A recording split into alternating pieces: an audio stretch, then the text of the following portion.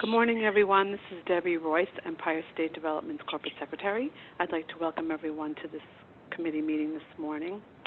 Before we formally begin, I would ask that everyone please mute your lines unless you're ready to speak.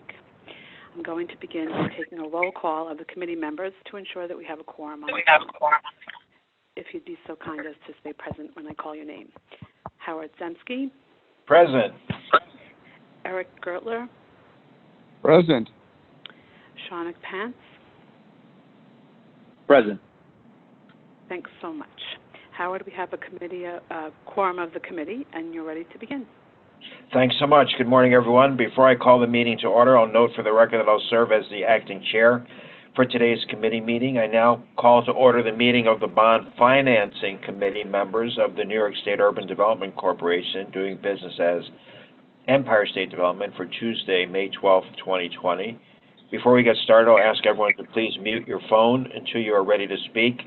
Also, for the record, I'll ask that anyone wishing to speak, please be sure to state your name before you begin. I'd like to note for the record that due to public health concerns and as authorized by an executive order of the governor, this meeting will be conducted by teleconference. I'll note for the record that the public was given the opportunity to comment on the agenda item by submitting their written comments by 5:30 p.m. yesterday. I'd like to further note for the record that no comments were received from the public concerning today's agenda item. The committee members have received the relevant written materials in advance and are free to ask questions at any time. I'll now ask that committee members whether anyone has a potential conflict of interest with respect to today's meeting agenda. Hearing no conflicts, I will now ask that Julene Beckford present today's agenda item, which relates to, among other things, the issuance of state personal income tax revenue bonds and our state sales tax revenue bonds. Julene, take it away, please. Good morning, and thank you. Multiple Project Acts, related Appropriations Acts, the New York State Personal Income Tax Revenue Bond Program Statute, and the New York State Sales Tax Revenue Bond Program Statute, collectively known as the Project Acts, authorize ESD to assist in financing certain programs and projects and to refund bonds previously issued by state entities, including ESD. We are here this morning because ESD intends to issue one or more series or subseries of tax-exempt or taxable bond anticipation notes, commonly referred to as BANs, and one or more series of bonds. The BANs will have fixed interest rates and will be issued in an aggregate principal amount not to exceed $2 billion, including issuance costs. The bonds will also have fixed interest rates and will be issued in an aggregate principal amount not to exceed $2 billion, including issuance costs. Please note that the aggregate principal amount of BANs and bonds issued shall not exceed $3.3 billion. In addition, the future issuance of state personal income tax revenue bonds and or state sales tax revenue bonds will need to be authorized to refinance the BANs. These bonds will have fixed interest rates and will be issued in an aggregate principal amount not to exceed $2.025 billion, including issuance costs. The proceeds of the BANs are expected to be used to fund projects on an interim basis in advance of the issuance of future bonds and pay any costs and expenses incurred by ESD in connection with the issuance of the BANs. The proceeds of the bonds are expected to be used to fund projects, refund bonds previously issued by ESD and or other state issuers, and pay costs and expenses of ESD incurred in connection with the issuance of the bonds. The BANs, the bonds, and the bonds that will refinance the BANs will be special obligations of ESD. This means that they are secured and payable from other sources. The Public Authorities Law requires the approval of the New York State Public Authorities Control Board, commonly referred to as the PACB, for the acquisition, construction, or financing of any project proposed by ESD. In order to move forward with this transaction, the Bond Financing Committee is being asked to approve the submission of applications to PACB for 1.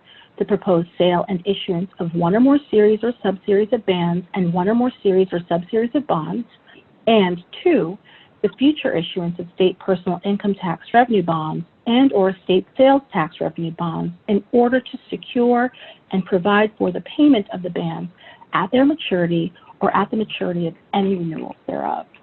Details of the applications can be found attached to the materials. This morning, the Bond Financing Committee is also being asked to authorize that the corporation enter into legal services contracts with 2 firms, Harris Beach and the law offices of Joseph C. Reed, in connection with the issuance of the bonds and the bonds. These firms were selected from ESD's legal pre-qualified counsel list as having bond financing expertise and experience working on state bond issuances. The appointment of both of these firms also represents an equitable distribution of work among ESD's rotating slate of senior and junior tier bond firms and minority and women-owned business enterprise law firms to handle ESD's debt in terms of size, number of transactions, and fees received. These firms would advise ESD in securities, bonds, taxes, and other related legal matters in connection with the issuance and sale of the bonds and the bonds. ESD has used experienced bond counsel on every issuance of its bonds. I would like to point out that a few changes were made to the materials since the time that they were sent to the committee members on Friday. The following changes were primarily cleanup changes. We made it clear that the future issuance of bonds that will be used to refinance the bonds will have fixed interest rates and will be issued in an amount not to exceed $2.025 billion, including issuance costs. In the materials, it was listed only as $2 billion. The modification reflects the cost of issuance. We also made it clear that the future issuance of bonds to secure and provide for the payment of the bonds at their maturity could be of state personal income tax revenue bonds and/or state sales tax revenue bonds. I'm happy to answer any questions at this time. Also, we have members of our finance team and our selected outside counsel on the line and available to answer any questions. Thank you. Thanks, Julene. This is Howard. Is the resolution include the authorization for the council that you identified? Yes, it does. Okay. I'm going to have to say for the record that I'll probably have to recuse myself, at least from that portion, because Harris Beach is a tenant of mine here in Buffalo. Okay. I'm not sure, Debbie, if that That's fine. affects her. That's fine? Okay.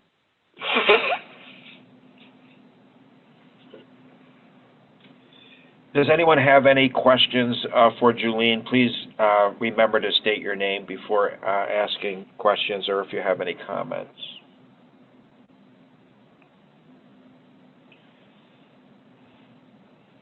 Okay, as noted earlier, we do not have any comments from the public with regard to this item.